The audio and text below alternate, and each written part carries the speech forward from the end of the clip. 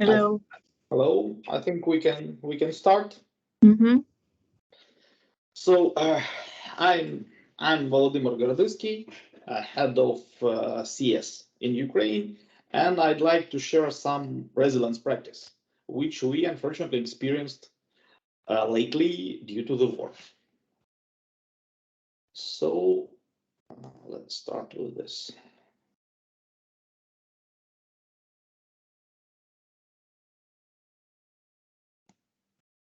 I hope you can see the picture, right?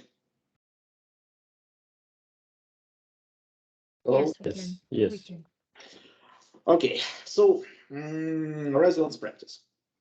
Of course, you can find a lot of resilience courses in the internet and life hacks, and we don't want to add another one. Rather than that, we'd like to show how it really works, what people actually do when they're experiencing the war, which I believe it is the most stressful event ever. We have kind of like priceless lessons, which we may compare with theory, with relevant theory, and what is the most important to share with you. Um, I'd like to start with this slide because it actually reflects what is actually happening now in CS Ukraine. Even in spite of war, our customers used to get the best service, and they expect it even during the wartime. So this is like real picture and real request from the customers. Um, but apart of that, seriously, I'd like to say that I extremely proud of our team. It seemed I couldn't proud more after their work during COVID period, but it turns out opposite. And all our team are heroes who keep the who keep their service duties in spite of like everything what's happening: air raids, bombing, missile strikes, curfews, shortage of fuel, shortage of spare parts, everything. And every single member of our team has its own heroic story. But for sake of time, we choose stories of our four colleagues. In order to get some like outcome, we ask them the same questions. We choose these four people, ask them the same questions. What was the first thing they do when they knew the war began? What was the most frightening moment during this? Oh, 3 months, not 3 months. It is already fifth month. How do they overcome this period, this hardest moment? How do they maintain their optimism and hope for the long run? Because you can overcome once, you can overcome twice, but it's like more than 120 days already. So you need to do something to keep this, to keep your strength, to keep your optimism. And the like most important, what would their advice for our colleagues, for other Printex colleagues? And these are their stories.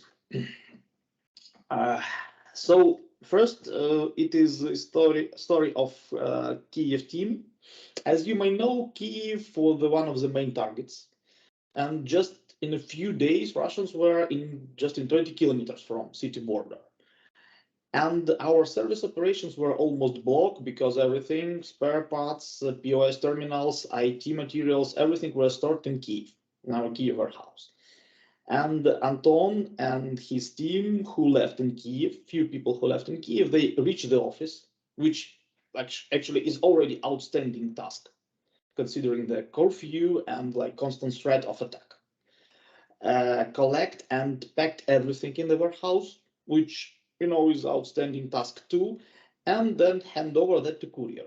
So due to their efforts, we could proceed our business. So we move everything to the Lviv, to the west of Ukraine, and we could proceed our business in the hardest day in March. So when we asked Anton about when we asked that questions to Anton, so definitely his first reaction was to call to relatives and friends and make sure they're safe. Harder thing is that lack of connection with them when they didn't answer the calls. Um, in order to overcome this, he was fully involved in support of relatives and maintaining the work process. And as lesson, as advice, his advice are: don't be desperate, to keep hope, believe in yourself, don't isolate, and ask for help and bring help whoever need. Our another story is from Mikhail Stepanenko, from Kharkiv.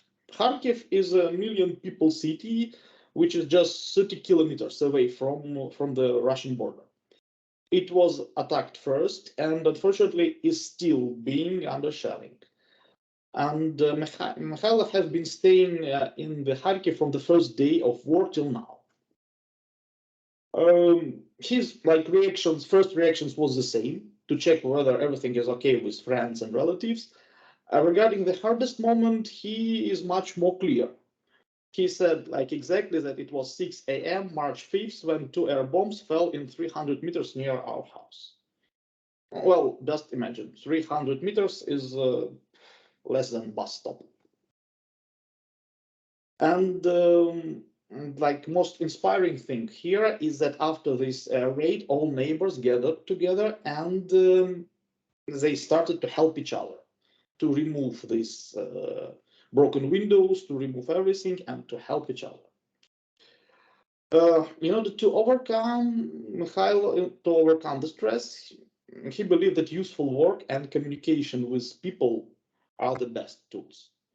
When you're busy, you don't have time to think what's going on, and you don't have time for self-pity. Mikhail's advices is believe in the victory. I mean, in common, in big sense, not only victory of Ukrainian army, but in your own victory. Keep sense of humor and trust people. War showed us that a lot of good people, really a lot of good people around us, and what he especially mentioned, and we should read less news from the internet. And I'd like to show you some photos just for you to understand what does it mean to work in Kharkiv.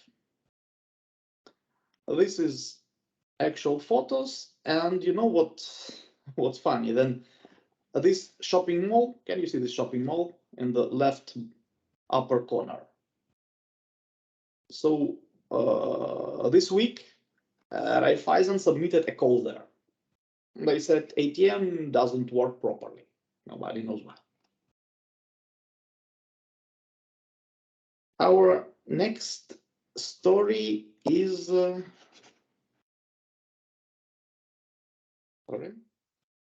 Our next story is from Alexander Bruy. He is engineer from Chernigiv. Chernigiv was attacked first too. This city in the north of Ukraine, and it's very close to the border also. This Chernigiv was in the heart of combat actions, and the city showed huge resistance to invaders, so it was even honored as Hero City. This title, which it wasn't granted since World War II. We have as you can see, the first answer is common for everyone. First thoughts to check what is going on with family, where to hide them, how to protect them. They left. Initially, they left Chernigiv and they stay in their country home near the Chernigiv. At the first day of war. The hardest moment for him was when he called to his father, who was a member of local defense, and somebody else answered instead of him. You can imagine, yes, what you are thinking when somebody else answered. Fortunately, his father called him back soon. In 2 weeks, they came back to Chernigiv and stayed with their friends because their locations, their apartment were safer. They were located on the first floor and look safer than Alexander's own location. And after that, Alexander decided, though he is not going to leave Chernigiv. He is a patriot of the city and he's a patriot of the country, so he will stay. He will stay in Chernigiv, whatever happened. As per his as per his advice, the biggest advice is to stay together. This is the only way to survive. And especially, it's not advice, it's rather wish to Ukrainian colleagues to have a peaceful sky and to trust the Ukrainian army. The last story is about our engineer from Kherson, Alexander Odintsov. This is, I would say, it is an amazing story, which looks like a plot from, Hollywood movie. As you may have heard, Kherson was occupied during the first week of war, and but Alexander and his family decided to stay, decided not to leave. And so at the beginning, it was just constant shelling when you have to stay in the basement most of the days. So, in general, it's like crazy deadly quest. So first, you need to survive shelling. Second task, when the army and police retreated, it looked like Kherson became like abandoned city, with a lot of looters, with closed shops, with no food, with everything. Then next task was when Russians invaded, and they started to search dangerous people for them, like patriotic people, former soldiers, people with sign of firearm usage, and people just just disappeared. Some people just disappeared. In spite of them, many Khersonians, including Alexander, went to street demonstrations every week. They are proclaiming, showing that Kherson is Ukraine. But it became more and more dangerous to stay, so Alexander decided to leave. And since there are no official corridors to leave Kherson, some people were, corridors to Ukraine. So people were trying to leave, and many of them were shot at attempt. And the safest way was to go through occupied Crimea. So Alexander and his family, they passed more than 20 military roadblocks. They reached Crimea, and there he experienced the hardest moment, because at the entrance of the Crimea, he should pass through the filtration process. And he was interrogated during the 8 hours. So you can imagine, yes, 8 hours, the full working day. And during these 8 hours, you are being interrogated with threats, with psychological pressure, with just imagine. Finally, they reached Georgia.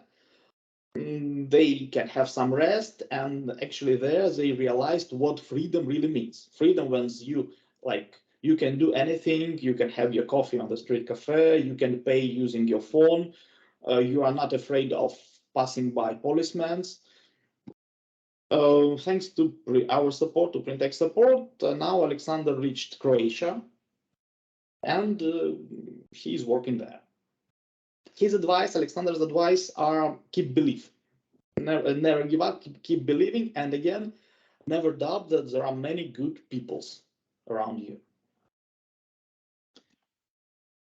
These were the individual stories. And here are some words from myself in order to describe how we keep the whole business rolling. I would focus just on four pillars, four things. First, it is from the very beginning, we were focused on people support. So we support family relocation abroad. We have paid salary before the schedule. We have paid special bonus. For those colleagues who are being mobilized to Ukrainian army, we purchase any equipment they ask. So I think this is the most important thing. So you don't have, so you have we had and we have great support from company as people support. Next thing, which is very important, it is regular status update. So I think we started to bounce back, because at the very beginning, first few days, everybody were running, everybody were escaping, or everybody were hiding. and we started to bounce back since the day when we start to make like daily people check. We create a group in Viber, and we started to and everybody just daily put the mark that he is alive. Also, we started to make like operational daily check, like which regions are working, which are not, what is possible to do, what is not. Then a third one is warehouse evacuation, which I mentioned before. It is our materials are core of our business, and this is like good lessons for us not to keep everything in one place. We need to distribute somehow. And the final thing, it is close contact with customers. We were again, from the first days we were in the close contact. We made this kind of meetings. Even nothing was clear, nothing was. We cannot forecast even the nearest days, but anyway, we tried to keep the operation. We tried to check the pending calls. We tried to check like customers' needs, what is needed in what is needed for customers in this period. So contact with customers is, I think, the fourth pillar which keep us rolling. So these are stories, and most important part for me is like takeaways, what we actually learned, and what we want to share with you. So definitely, I think it's obvious, but family first. You have to care about your family. It's obvious, it's essential, but again, when you know they are safe, you are able to work, you are able to do something else. And in the worst case, you are able to save yourself. It's easier to save yourself only than save yourself and your family. So care about family. Second lesson is think. In every unclear situation, you must think first, because it's very easy to get into the panic, very easy to like blindly follow the crowd, like everybody are running and I will run with them. No, you should ask yourself, why am I doing this? What is the purpose? What is the risk? So think. Don't follow emotions. Everything you are doing should be rational. Next things is help. It is always, and in the worst situation, you can always find somebody who is even worse situation than you, and help.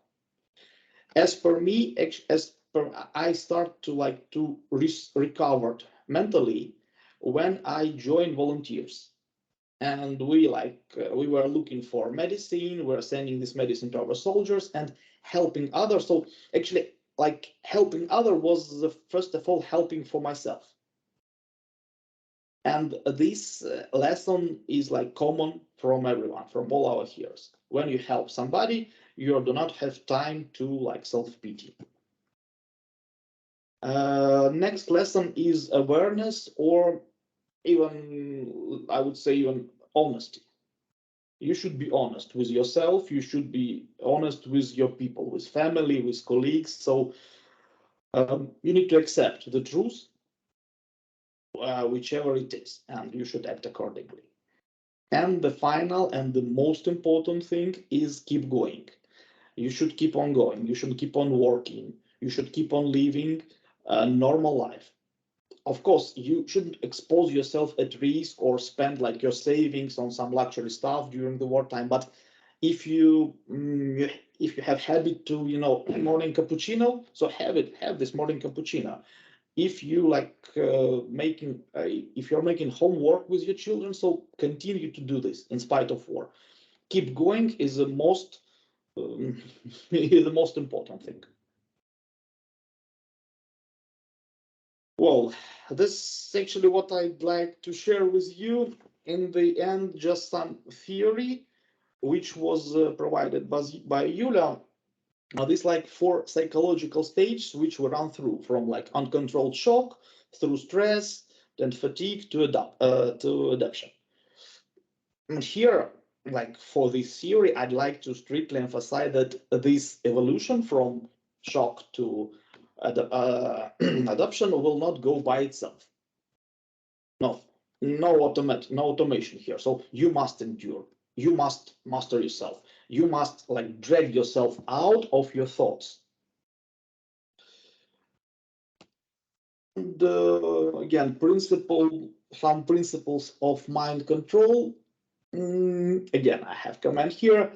Thoughts alone are not enough. No thoughts will save you. Only like action, useful action, rational and useful action will kill anxiety and bring solution, bring you survival. Actually, that's all. Thank you. And if you have questions, comments, anything, I will be glad to talk with you about it.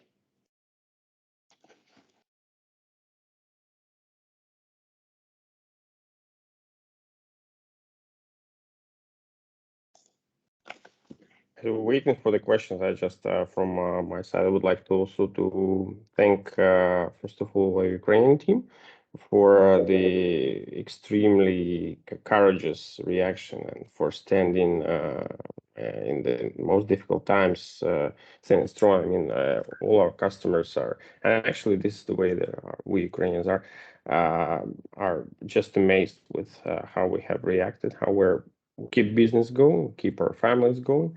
But also I'm very much thankful for all of our Printec. There has been a really an amazing unity has been shown throughout the countries with help to our colleagues who've managed to evacuate, with collecting the humanitarian help, with just the support words, reaching out.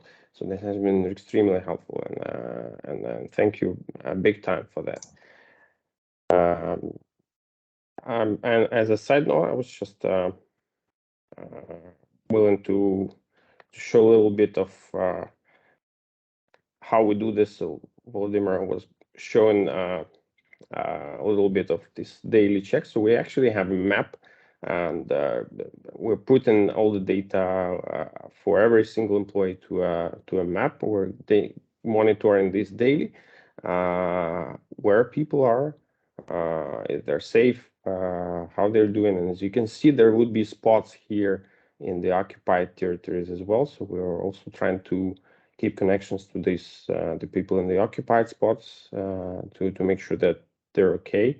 You know that there were a few stories where unfortunately we don't have good ending, but we're also keeping our fingers crossed for the people, for a colleague, actually a partner of us, who's been kept in captivity right now in a camp. It's a concentration camp, actually.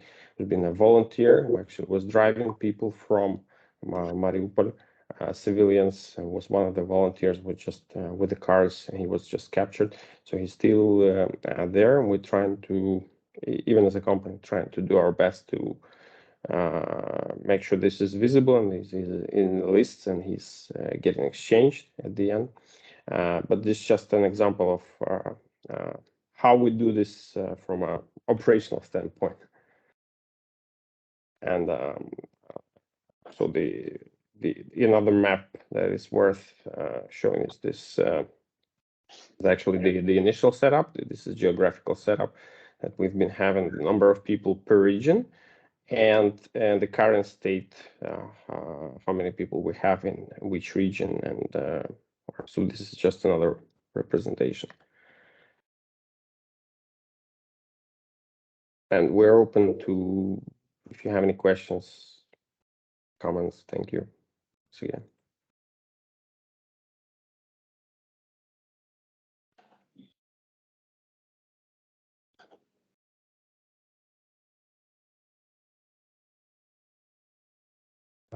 Hi, my name is it. Is it? Yeah, it's hard to say anything and at this point. I'm sorry for everything that's going on, I totally understand. We have gone through the similar period of 4 years in the recent past. You have my support and offer. If anyone needs support in Sarajevo, let me know. Thank you. Thank you. Thank you big time for that. So actually, what we have seen is real, as I've said, totally, really welcoming spirit from everyone. I was reached out by so many people, you can't even imagine. So the solidarity inside Printech has been amazing, and thank you big time for this. Yeah, really. Thank you. It's huge support which company gave us. As Alexander Odintsov, who is the hero of our first story from Kherson, he said it looked like saving Private Ryan. I think you remember that blockbuster. Like so many peoples were involved in like saving of one person, and it's like common thing. So thank you. Hi to everyone, this is Tomislav from Croatia. We have one of your guys with us. I met him yesterday, and you may know that he's safe and we'll take care of him as long as you need or he needs, but the only wish that we have is that he can home as soon as possible. So guys, thank you. Thank you, Thomas. Be brave, and we all hope that this is going to end as soon as possible and that all of your guys will go to their homes and live in Ukraine. Thank you big time. I have a lot of messages in chat, so guys, thank you. We keep on going. Of course, we will keep on going. We have no other option. Like there is no button exit. There is no button like give up. No, unfortunately, just go forward.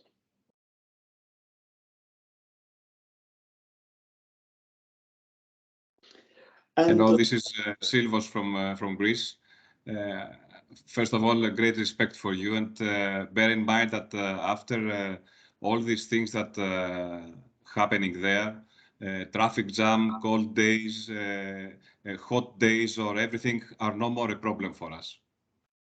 Yeah, it's even became like good thing. Oh, it's rainy day. Wow. Oh, it's sunny day. Wow. Oh, traffic jam. So you became to value very simple things. Like no shelling, it's good thing. Your family is alive, it's good thing. The time is over, so I'd like to say, first of all, I want to wish all of you never experience this, never use this experience, how to survive in the wartime, and at the same time use like some portion of this experience in terms of stress. So value yourself, value your family, value your life. Don't worry about silly things because they are really silly. So there are, like our examples show that there are some core things in life which really matters. That's all. So don't worry about nothing. Thank you. Thank you big time to everyone. Thank you, Volodymyr. Sorry. This is Yulia, Ukraine. Thank you, guys, for your presentation. And I also want to thank you and all our management team buying all needed items for our employees. And thank you, Printech, for your help and your kind support in accommodation, in giving shelter to our employees. We are living during unbelievable times, and I hope that everyone remains safe. And also, I would like to support our employees who are working, especially those who are working in the most risky territories and conditions. You are doing great. You are doing great. Take care. Just less than 1 minute from my side as well. Thank you very much, Volodymyr, Yuri, for the presentation. I think it was really, really impactful for everybody, I think. The message was clear and loud. So I think that we need to, let's say, put things into perspective all the times. If you made it through war, nothing can stop anybody from doing a lot of things. So you kept your focus and you did great things all these times, and you will keep doing great things. So thank you for the presentation, but thank you for everything you have done already and the rest of the things that you will be doing despite the circumstances. It was a great message that you shared with all of us. Really, really well done. Thanks a lot. Thank you. Thank you. All right, guys. I guess we Maybe need one to wrap final up. word from me. Maybe Sorry. from me, a clear and loud message. We will keep on supporting throughout Ukraine and the team. And we are determined to stay there and really further invest and support the team as much as we can. Thank you. Thank you, big time, Marina. Okay. All right, guys. I think we need to wrap up. So this was we are just in time. Okay. Thank you once again. Have a great day ahead. Thank you. Thank you. Bye. Thank you very much. Bye. Thank you. Bye. Bye-bye. Bye. Bye. Thank you.